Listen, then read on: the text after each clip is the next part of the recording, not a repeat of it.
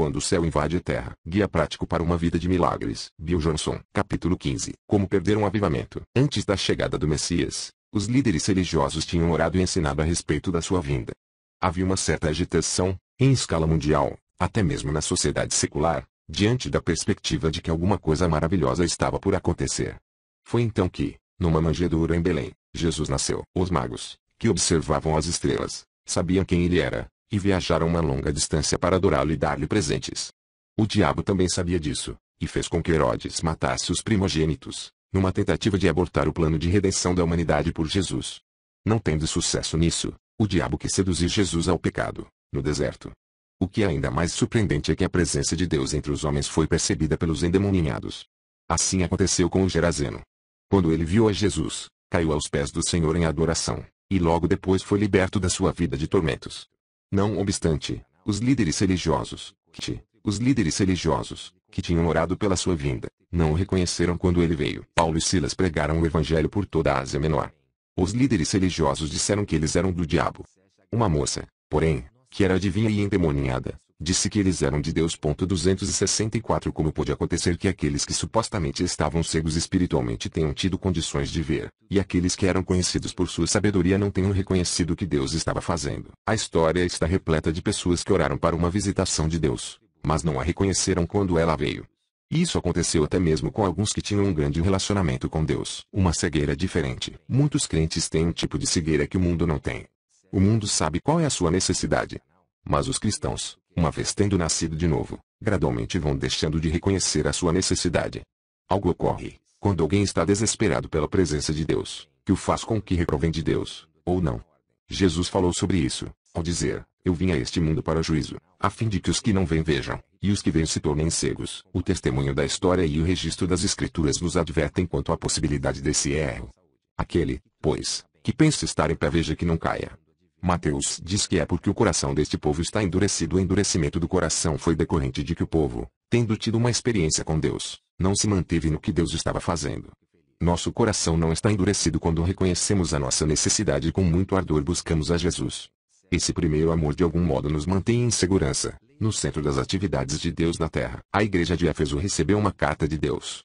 Nela Jesus referiu-se ao fato de que tinham deixado o seu primeiro amor. O primeiro amor é apaixonado por natureza, e domina todos os demais aspectos da vida. Se eles não corrigissem essa situação, Deus disse que moveria o candeeiro deles. Teólogos sobre o que seja esse candelabro. Uma coisa é certa, um candeeiro tem lâmpadas que nos permitem ver. Sem ele a igreja de Éfeso perderia a capacidade de ver. A dureza, ou cegueira, mencionada acima não é do tipo daquelas que levam ao inferno. Essa dureza simplesmente nos impede de alcançarmos a plenitude do que Deus havia planejado para nós, enquanto aqui na terra. Quando a paixão morre, a lâmpada da visão acaba sendo removida, permanecendo no caminho. Este fenômeno tem sido visto na história da igreja. Aqueles que rejeitam o mover de Deus geralmente são aqueles que foram os últimos a experimentar um avivamento anterior. Isso não vale para todos, pois sempre há aqueles cujo ardor por receber mais de Deus cada vez aumenta mais, com o passar dos anos. Mas são muitos os que admitem tanto ter chegado, não à perfeição, mas ao ponto pretendido por Deus. Eles pagaram um preço para experimentar o mover de Deus. Eles questionam, por que Deus faria algo novo, sem mostrar primeiro para as. Deus é um Deus de novidades. Quando desejamos mais dele, isso requer de nós que assumamos as mudanças causadas pelas suas novidades. A paixão por Deus nos mantém renovados e nos capacita a reconhecer a mão de Deus, mesmo quando outros estão rejeitando o que está acontecendo. O mover presente de Deus requer isso de nós. O medo do engano é totalmente eliminado pela confiança de que Deus tem condições de nos manter em pé, sem cair. Sou grato a muitos cristãos bem maduros que consideram este presente mover de Deus uma dádiva do céu. Muitos historiadores da igreja declararam que este avivamento é genuíno. Viram que ele produz o mesmo fruto, e geram o mesmo entusiasmo na igreja, tal como aconteceu em avivamentos anteriores. Tem sido um encorajamento ouvir vários teólogos afirmarem que este avivamento é um genuíno mover de Deus. Contudo, não é a aprovação deles que procuro. Toda vez que grandes líderes da igreja levantam-se para declarar que este é um avivamento, fico encorajado. Isso aconteceu em minha própria para declarar que este é um avivamento, fico encorajado. Isso aconteceu em minha própria denominação. Mas nem mesmo isso me interessa tanto quanto a verdadeira marca de Deus no avivamento. Em sua sabedoria, ele criou as coisas de tal maneira que, quando ele está se movendo, quem normalmente primeiro observa isto é o mundo. Eu procuro, por exemplo, a reação dos endemoniados. E também quero ouvir os viciados em drogas, os ex-criminosos e as prostitutas. Quando Deus se move num avivamento de poder, Essas pessoas observam, mas não ficam criticando, e sim como estando em grande necessidade de Deus. E temos ouvido o que muitos deles falam. Eles estão sendo transformados, e dizem, somente Deus poderia ter feito esta transformação em minha vida. Isso é de Deus. Estando numa situação de grande necessidade é o que dá condições a uma pessoa para detectar quando Deus está fazendo alguma coisa nova. Essa situação de grande necessidade não precisa ser necessariamente ser ou uma prostituta. Todo cristão deve manter um coração ansioso por receber mais de Deus. Estamos em grande necessidade. Jesus referiu-se a isso com as seguintes palavras: bem-aventurados os humildes de espírito, porque deles é o reino dos céus. A condição de se manter humilde de espírito, combinada com a de se ter a paixão do primeiro amor por Jesus, são as chaves criadas por Deus para nos manter firmes no centro da sua obra. Como os santos deixam de perceber o mover de Deus. André Murray é um dos grandes santos de Deus do início do século XX. Foi conhecido como um grande mestre, que tinha uma paixão pela oração. Seus clamores por um avivamento eram fabulosos. Quando visitou o país de Gales para conhecer o avivamento de 1904, ele foi tocado pela impressionante presença de Deus. Mas ele deixou o país de Gales com o pensamento de que, se permanecesse ali, mesmo não intencionalmente, ele contaminaria a pureza da obra que Deus estava fazendo. Ele não partiu pelo qual havia orado tanto. Um mover de Deus geralmente vem com um estigma, algo que não é nada convidativo e que é considerado até mesmo repugnante por alguns. Línguas estranhas foram um estigma do século XX que muitos não tiveram condições de suportar. G. Campbell Morgan, um grande homem de Deus e expositor da Bíblia, rejeitou o avivamento pentecostal, chamando-o de o último vômito do inferno. Suportar reprovações é, com frequência, um requisito para se permanecer num avivamento. Suportando a repreensão do Senhor, Maria recebeu a anunciação mais surpreendente que jamais foi dada a alguém. Ela daria à luz à criança que seria o Messias. Ela havia sido escolhida por Deus para essa missão, e o anjo chamou-lhe de favorecida. O Senhor é contigo. Essa condição de favorecida começou com a visitação do anjo. Foi uma experiência atemorizante. Ela recebeu uma palavra que era incompreensível e impossível de se explicar. Depois do choque inicial, ela ficou com o dever de ter que relatar tudo isso a José. Sua reação, diante dessa notícia, foi que ele resolveu deixá-la secretamente. Em outras palavras, ele não acreditou que aquilo era de Deus, e achou melhor não prosseguir com os planos que tinha de se casar com ela. Afinal de contas, que capítulo e versículo das Escrituras diz que Deus se manifesta desse modo perante seu povo? Isso nunca havia acontecido antes. Não há precedente bíblico de uma virgem dar à luz um filho. Não bastasse esse óbvio conflito com José, Maria teria ainda que suportar o estigma de ser a mãe de um filho ilegítimo durante toda a sua vida. Um favor segundo a perspectiva de Deus nem sempre é muito agradável sob o nosso ponto de vista. Tal como Maria, aqueles que passam por um avivamento têm um encontro com Deus que vai além da razão. Poucas são as vezes em que temos uma compreensão imediata sobre o que Deus está fazendo e por quê. Às vezes nossos amigos mais queridos nos abandonam, declarando que o mover em que estamos é do diabo. E ainda ocorre que somos considerados como um elemento estranho pelo restante do corpo de Cristo. A disposição para suportarmos a reprovação de nossos irmãos e irmãs faz parte do custo que temos que pagar ao mover do Espírito. Por isso, foi que também Jesus sofreu fora da porta. Saímos, pois, a ele, fora do arraial, levando o seu vitupério. O avivamento geralmente nos leva para fora do arraial, da comunidade religiosa. E muitas vezes é fora do arraial que ele está. Estar com um estigma não é uma garantia de que estamos passando por um verdadeiro mover de Deus. Algumas pessoas podem sofrer uma repreensão por causa de uma heresia, ou impureza, ou legalismo. E a tensão decorrente de sermos confundidos com tais situações é que torna o verdadeiro estigma muito mais difícil de suportar. Daniel passou por esse conflito interior. Ele permaneceu fiel ao seu chamado, apesar de ser considerado apenas mais um dos magos da Babilônia, pelo rei e por sua corte. O céu agora, ou o céu aqui. Como foi dito, quando se extingue o espírito, isso se torna provavelmente a causa mais frequente do fim de um avivamento, em relação a todas as outras possíveis causas. Até mesmo aqueles que abraçaram o mover de Deus muitas vezes chegam a um ponto em que a sua zona de conforto estendeu-se até um ponto em que não dá mais para aguentarem.